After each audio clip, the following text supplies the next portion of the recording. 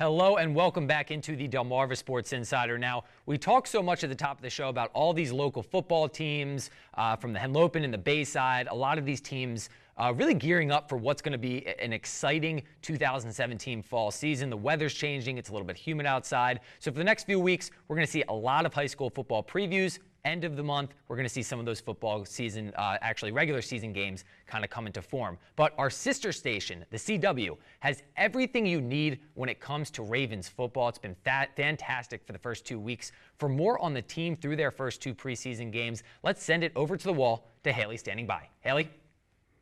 Yeah, thanks, Jeff. On the phone is Luke Jones, who was in Owings Mills for practice earlier today. Luke, you were there for all the sights and sounds surrounding the team, so you're our go-to guy, obviously. Now, what started off with talking about we'll start off by talking about the youngsters.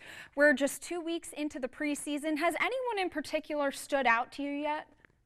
Well, I mean, this clearly is a draft class that they had high expectations for with some of the defensive players. Of course, their first 4 picks taken on that side of the ball.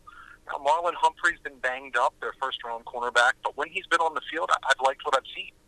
You don't like the fact that he's been banged up. As far as their second-round pick, Tyus Bowser, outside linebacker, I think he looked really good in their first preseason game. Second preseason game, maybe a little bit quieter performance, but he's certainly in the mix there at that strong side outside linebacker position. And then, their other draft picks I think are coming along a little more slowly. Tim Williams, the third-round pick out of Alabama, is an impressive edge rusher. I thought he bounced back nicely in the Miami game after a pretty quiet performance in the preseason opener. He's someone that could be in the mix as that pass rush specialist, kind of in that rotation. He's not going to be an every down linebacker. He was a pass rush specialist at Alabama, so he's kind of a one-trick pony. But if that one trick is getting to the quarterback, you'll play in this league for a long time. Definitely a really strong defensive draft class for the Ravens this season, and there's also a number of undrafted free agents who are making a splash. Anyone you would like to see break camp making the final roster? Really, I think that one of the stories of this training camp, as far as young players go, are some of the rookie free agents that they've had. Jalen Hill, the rookie corner out of Jacksonville State, he's probably going to make the team, and he could find himself in the mix in the secondary. And Quincy Adeboyejo, wide receiver from Ole Miss. It's been a really impressive group of rookie free agents, probably the best group of rookie free agents I've seen them have in a long time. So I think that's going to be really interesting to see who sticks. But certainly they've had some young players they've been pleased with this summer. Right.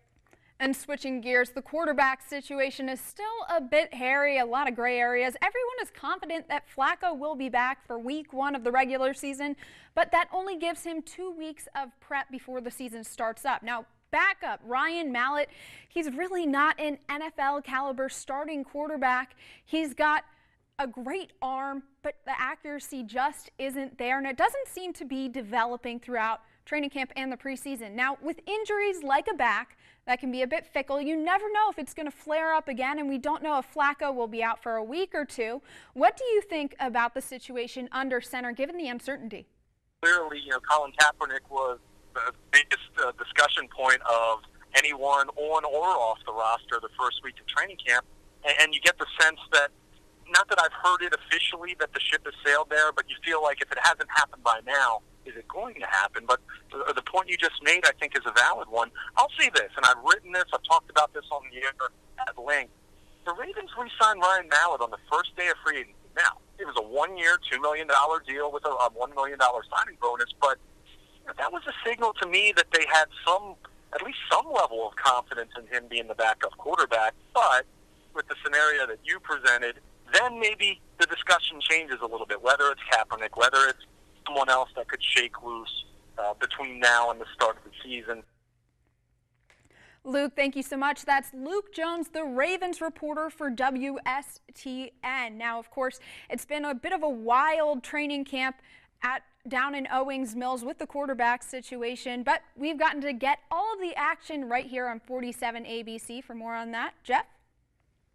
Hey, thanks so much, Haley. Fantastic to hear about people in and around the Ravens organization. And just to fill people in, of course, the CW, our sister station, does air all the Ravens preseason games. So their last 2 against the Bills and the Saints we will have on the CW during their respective times. But let's also talk about a few of the other local teams as well. The Redskins, they actually are going to take on the Packers. Maybe we'll see Callahan in there tonight. And then we also see the Eagles. They're going to be taking on the Dolphins and the Jets. So a lot of these teams playing some of the same teams in the preseason. We saw, the Ravens and the Dolphins just this week. But an exciting start to the preseason, and just about 3 weeks away from week 1 of the NFL schedule. It is quickly approaching.